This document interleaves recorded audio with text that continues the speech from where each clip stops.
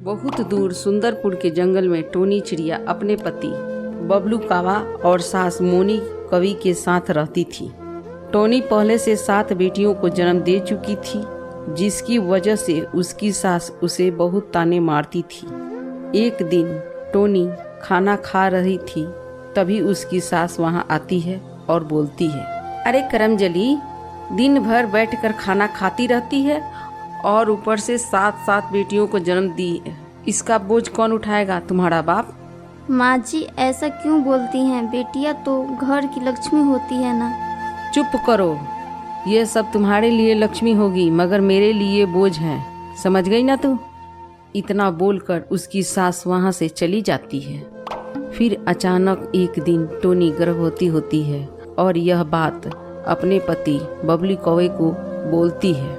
बबलू कौवा बोलता है, देख टोनी, तुम पहले से 7 बेटी को जन्म दे चुकी है। अगर इस बार बेटी हुई ना तो मुझसे बुरा कोई नहीं होगा, समझ गई ना तू?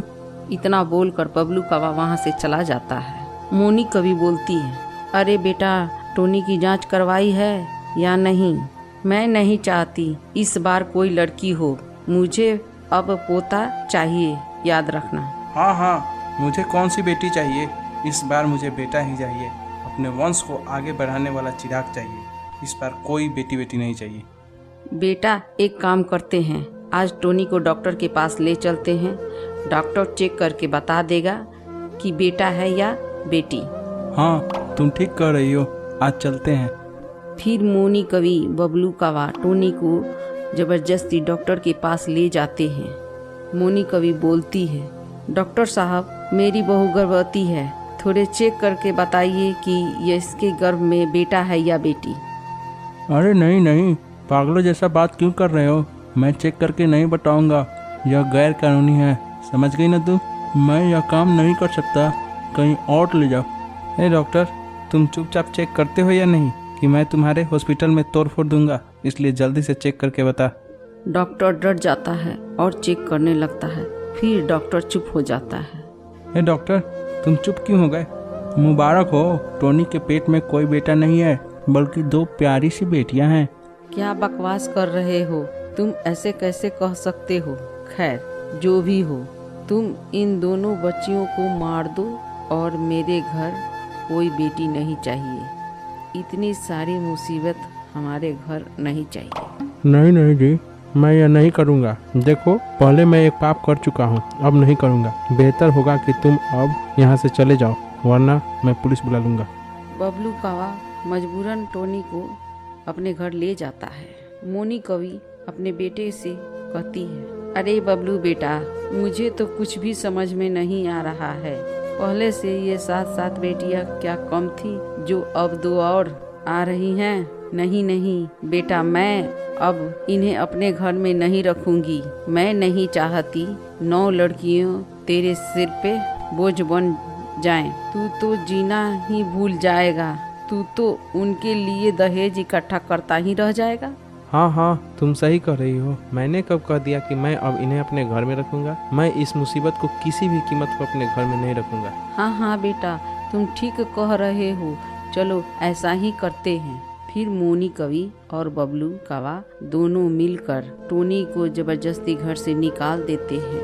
टोनी रोने लगती है और बोलती है, बबलू जी, आप ऐसा मत कीजिए, प्लीज आप मत कीजिए ऐसा। हम अपने सारे बेटियों को लेकर कहाँ जाएंगे? आप ही सोचिए, यह सब छोटे हैं, हम इन्हें कहाँ लेकर जाएंगे? प्लीज हमें घर से ना निकालिए। माँ जी, आप ही कुछ कहिए ना बबलू जी को, प्लीज। मैं क्या कहूँ, बबलू जो कर रहा है वह सही कर रहा है। तुम्हें अब इस घर में रहने का कोई हक नहीं है। तभी बबलू बोलता है, मैं कुछ नहीं जानता, अब तुम मेरे साथ मेरे घर में नहीं रहोगी। तुम अपनी सारी बेटियां को लेकर यहाँ से चली जाओ। मुझे कुछ फर्क नहीं पड़ता कि तुम किधर जाओगी। जाओ, जाकर नदी में डूब मरो।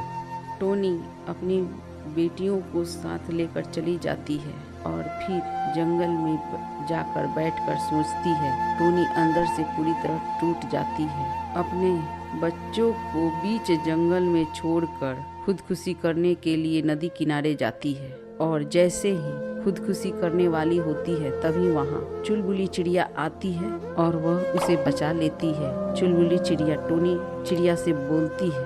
क्या हुआ बहन, तुम खुदकुशी करना क्यों चाहती हो? टोनी चिड़िया अपनी सारी बात बताती है। चुलबुली चिड़िया बोलती है, तुम फिक्र मत करो, चलो मैं तुम्हारी नौकरी लगवा देती हूँ। यहीं पर एक बहुत बड़े कबूतर भैया हैं जो तुम्हें नौकरी पर रख लेंगे। चलो उनसे बात कर देखते हैं। फिर दोनों चिड़िया कबूतर के घर पहुँचती है और चुलबुली चिड़िया बोलती है, कबूतर भैया, आपने बोला था ना आपके छोटे से बेटे के लिए कोई आया की जरूरत है, इसीलिए मैं टोनी को आपके पास लाई हूँ। आप इसे आया की जगह रख लें।